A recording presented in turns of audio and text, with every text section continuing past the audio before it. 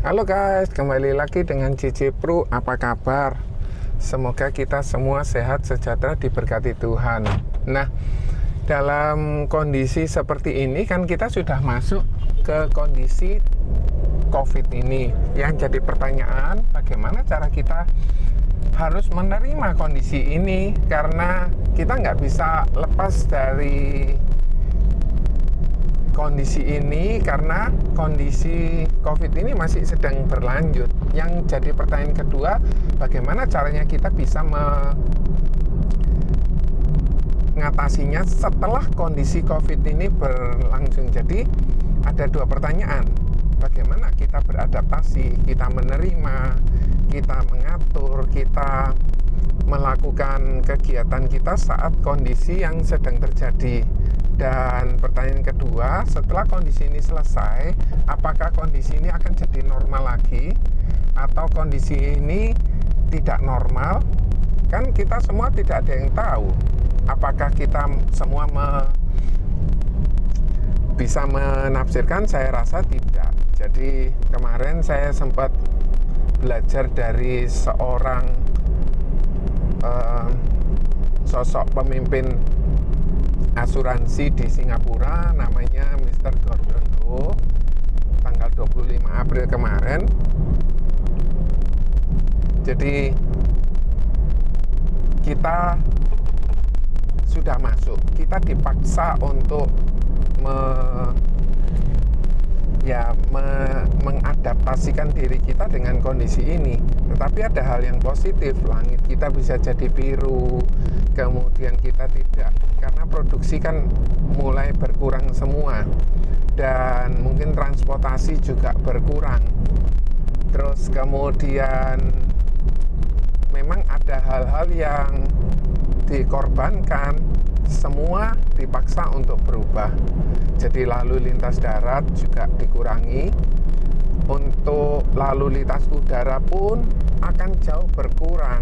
Jadi sudah mulai diterapkan larangan baik domestik maupun yang internasional sudah dilarang terlebih dahulu. Jadi apakah kita memahami atau kita mengerti dengan kondisi ini?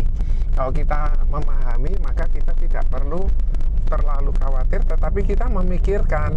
Jadi kita mesti harus serius memikirkan, mencarikan jalan. Di masa COVID ini pertanyaannya, berapa lama hal ini akan berlangsung? Jadi tergantung dengan Anda. Beberapa saintis menyatakan kemungkinan 12-18 bulan. Itu pun prediksi bisa jadi meleset, bisa sebelumnya, bahkan bisa lebih lama lagi. Terus kemudian apakah dampak atau kesulitan yang akan dihadapi? Jadi dampak sosial, kita biasanya bisa bersosial, bertemu satu dengan yang lain, kita bisa bersilaturahmi. Sekarang dipaksa untuk tidak bisa bertemu, kita harus jaga jarak, kemana-mana harus pakai masker. Sebelumnya kita tidak perlu pakai masker.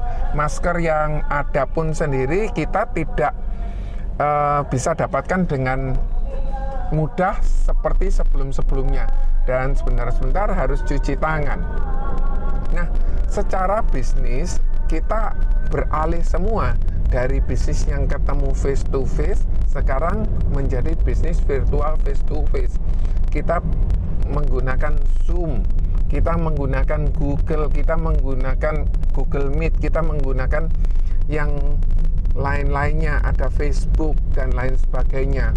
Kita juga bisa melakukan video call. Jadi solusi-solusi ini kita terus perlu pikirkan. Nggak perlu kita merasa marah dengan kondisi ini. Apakah kita perlu marah?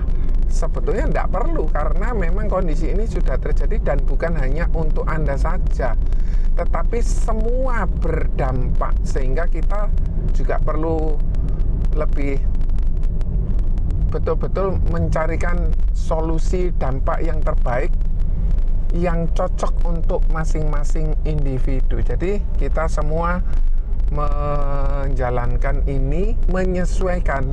Sebagai contoh, seorang atlet sepak bola, dia harus berlatih dan berlatih di lapangan. Sekarang nggak bisa loh, mereka hanya berlatih untuk menjaga kondisi stamina, tetapi skillnya, kemudian untuk tekniknya, dia kan bertemu dengan lawan tanding, sehingga di situ tidak ada. Kemudian untuk latihan sport tenis dan lain sebagainya semua nggak ada. Jadi apakah kita perlu marah dengan kondisi ini? Jawabannya tidak perlu.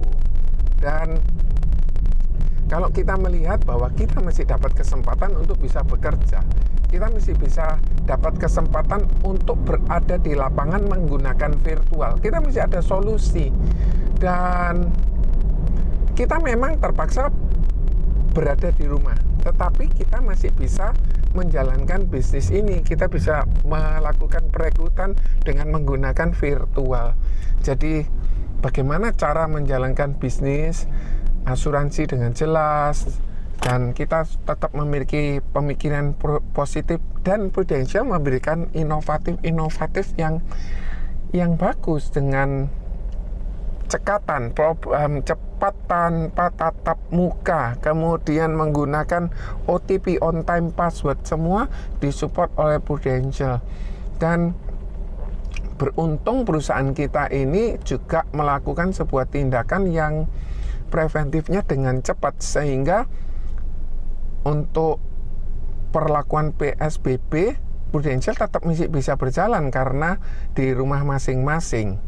Kemudian kita harus memikirkan cara untuk membantu agent kita, bagaimana skema suksesnya, bagaimana penghasilannya supaya tidak berubah.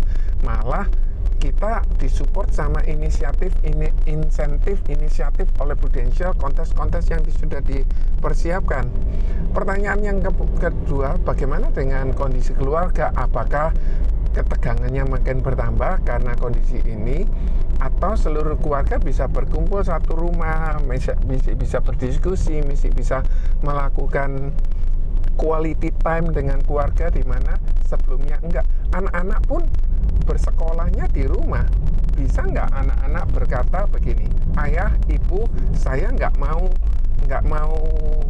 mengerjakan soal-soal sekolah ini di rumah karena saya nunggu setelah COVID ini selesai. Apakah kita bisa membiarkan anak-anak kita berpikir? Tentu saja kita harus paksa anak-anak untuk mau beradaptasi, untuk mau melakukan semua kegiatannya di rumah. Jadi kita tunjukkan bahwa dengan pola kerja, waktu kita sendiri, kita sesuaikan, kita jalankan bagaimana kita mengendalikan stres, itu kita penting dibandingkan di industri lain yang terpaksa dirumahkan tanpa pesangon dan harus kehilangan pekerjaan.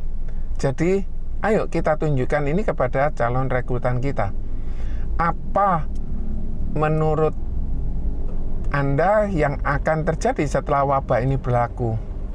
Jadi bayangkan kalau misalnya kita untuk bisa mendatangkan atau menghadiri sebuah seminar, kita menghadiri sebuah training, kita harus melakukan social distancing, berjarak, kemudian di kantor agensi juga berjarak, kemudian untuk mendatangkan pembicara juga berjarak, tetapi itu semua bisa diatasi dengan virtual. Jadi jangan khawatir bahwa kondisi ini sudah berlangsung banyak kali.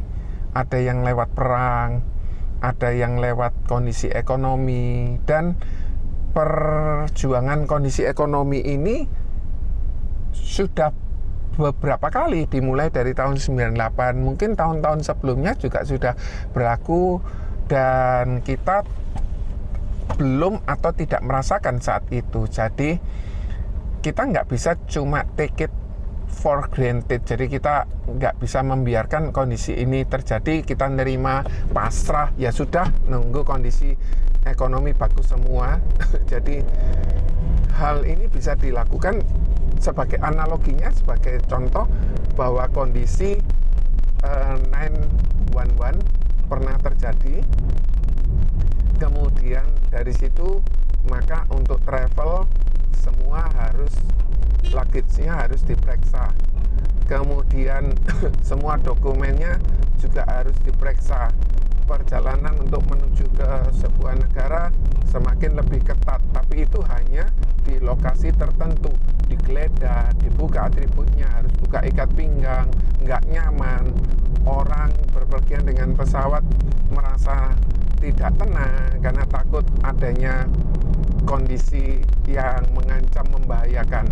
Jadi apakah kita bisa membiarkan bisnis kita dengan kondisi ini? Yang pasti ada 4A, yaitu kita harus adjust, kita harus melihat kondisi ini, kita mesti adapt, kita mesti harus beradaptasi, melihat kondisinya, kan kita accept, kita menerima dengan keadaan dan kita melakukan action yang sesuai dengan contohnya kita masing-masing.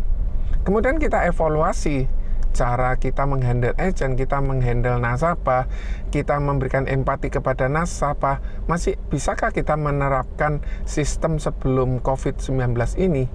Dengan Zoom, Anda tidak tahu apakah agent Anda sedang main HP atau melakukan hal yang lain, atau sedang mengadakan pertemuan, mereka acuh dengan pertemuan tersebut, karena kita memang nggak bisa ngontrol. Jadi mereka rekrut di masa COVID ini adalah harus kita punya mindset yang tepat, dengan cara yang tepat, yang sudah kita sesuaikan dengan sebelum dan sesudah COVID ini. Jadi tetaplah berkarya, tetaplah selalu memikirkan, mencarikan solusi keluar, untuk jalan keluar untuk nasabah, untuk agent-agent Anda. Semoga semua kita selalu sehat, sejahtera, diberkati Tuhan. Semoga kita semua dilindungi, dijauhkan dari segala sakit penyakit. Terima kasih guys, God bless you all, bye.